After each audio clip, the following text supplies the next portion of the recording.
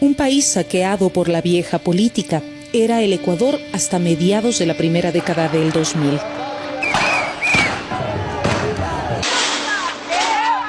La inestabilidad era tal que tan solo 10 años llegó a tener 10 presidentes e innumerables movilizaciones sociales. Se va Gutiérrez, se va Lucio Gutiérrez, señores. Eran más los ecuatorianos que se iban del país que los que regresaban.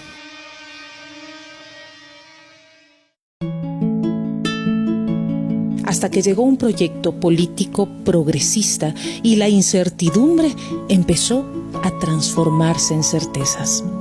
La patria no está en venta, la patria vencerá las chequeras.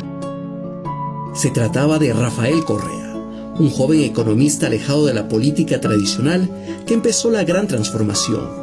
Una nueva constitución aprobada por una impresionante mayoría en las urnas devolvió el poder al pueblo, que lo tuvo por 10 años seguidos, cuando el proyecto político de Correa ganaba elección tras elección. Esta es la confirmación de esa revolución ciudadana que ofrecimos al pueblo ecuatoriano en el 2006 y que este mismo pueblo nos ordenó en las urnas aquel histórico 26 de noviembre del mismo año.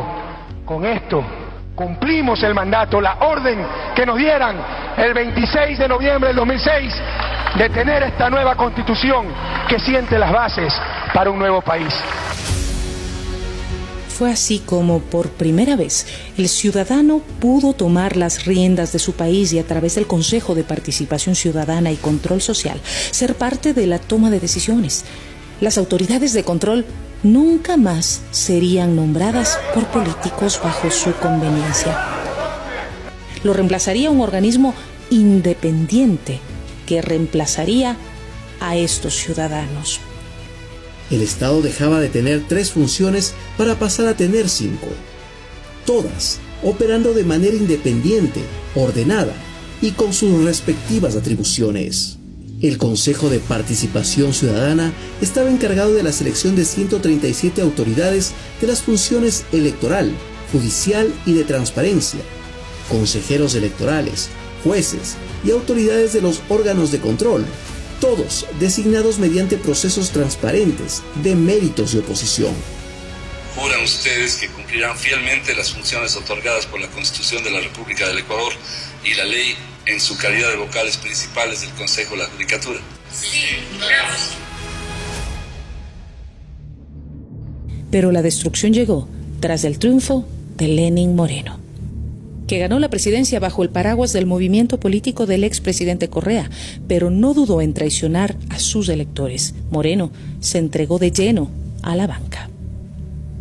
Yo soy uno más, señor presidente, de tantos que no votamos por usted y ahora estamos gustosos de respaldar, de apreciar, de felicitar la gestión que usted está haciendo, señor presidente. Sabes, y en ese Antonio, orden de ideas, yo les estoy también agradecidos por no haber votado por mí. A los que les estoy agarrando un poco de odio, más bien a los que votaron. La gestión de Moreno se centró en destruir la institucionalidad del Ecuador. A 5 meses de haberse posesionado, convocó a una consulta popular que cambió la conformación del Consejo de Participación, nombrando a dedo a las nuevas autoridades. Les consultamos sobre el cese inmediato de los actuales miembros del Consejo de Participación Ciudadana y proponemos que los nuevos integrantes sean elegidos a través de votación universal. Los miembros del nuevo Consejo Transitorio, muy cercanos a Moreno, llegaron gracias a una cuestionada consulta popular que se realizó sin dictamen de la Corte Constitucional, tal como hasta hoy lo exige la ley. Fue y es por la reestructuración institucional del Estado.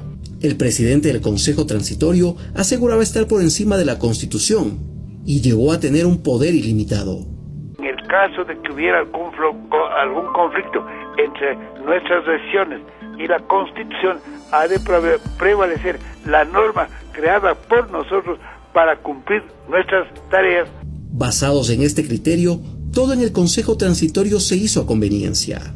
En esta sala se evaluó a quienes no tenían la competencia de hacerlo, como a los jueces y juezas de la Corte Constitucional, mientras que a quienes sí debía designar, prefirió ignorarlos. Fue el caso de la Contraloría, donde no se topó a Pablo Celi. pese a que se había arrogado funciones.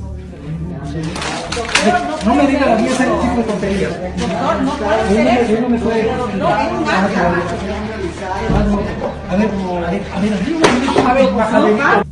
Celi fue muy funcional para el proceso de persecución y Trujillo lo dejó en el cargo sin nunca evaluar su gestión. A quienes no los podían utilizar para su persecución eran tratados como enemigos. El presidente del Consejo de la Judicatura, Gustavo Yalc, un respetable doctor en Derecho, fue amenazado públicamente por Trujillo. No me obligue a usar la fuerza pública para reducirle al sitio que le corresponde. El proceso de evaluación no ofrecía ninguna garantía para las autoridades que estaban en funciones. Yalc y toda su caterva de cómplices de la violación permanente de los derechos humanos no nos va a detener. La Fiscalía General era el objetivo primordial. Para completar la obra se necesitaba una persona utilitaria que canalice la persecución en el ámbito penal. La elegida fue Diana Salazar, que en realidad fue la menor puntuada en el concurso de méritos. El consejero Javier Zavala Egas lo denunció meses después. Zavala Egas estuvo en contra de este nombramiento. En méritos no estaba primera. En oposición, en el examen escrito que se hizo, tampoco llegó primera. ¿Quién y cómo calificaron como calificaron a la fiscal para que llegue primera al concurso? Mi calificación fue 24 sobre 30. Por lo tanto, la pregunta es ¿por qué llega primera? Porque se la calificó para que llegue primera. En realidad, las pruebas de quien fue designada fiscal fueron mediocres. Su examen escrito recibió la calificación de 10 sobre 20 y su exposición oral solo demostró desconocimiento. Se requiere decisión para tomar algunas decisiones y tener la decisión de tomar las decisiones. La víctima, ¿qué clase? La víctima tiene que versar mismo de la organización. ¿Pero por qué? Nos vamos a decir. Pese a esto, fue designada fiscal general de la Nación. Porque haber sacado 10, eso no significa corrupción, significa honestidad. Moreno aseguró de esta manera los 3 pilares para la persecución, para el lawfare.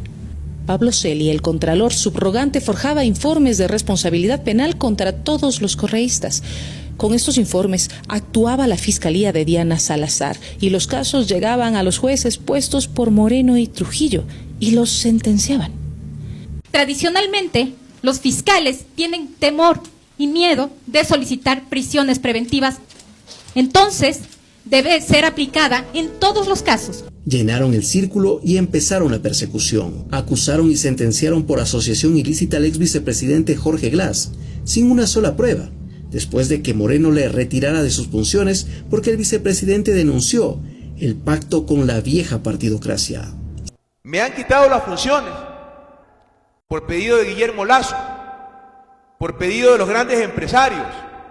Comprendieron con claridad que no iban a contar conmigo para el regreso del viejo país, para el país del tongo, del reparto, de las componendas.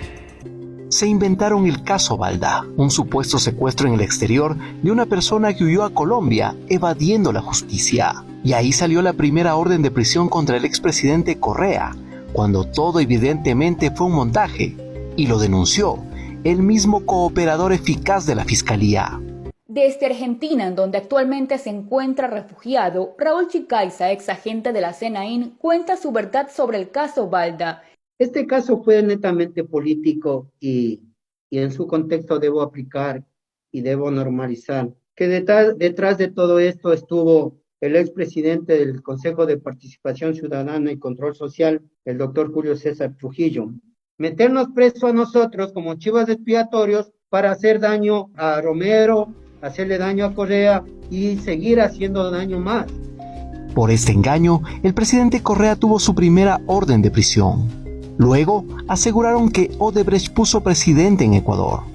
Y como esta empresa nunca fue enjuiciada, denominaron al caso Sobornos 2012-2016. Sin Odebrecht, la utilitaria fiscal acusó al expresidente Correa de dirigir una organización criminal. Como nunca pudieron demostrarlo, se inventaron la figura de influjo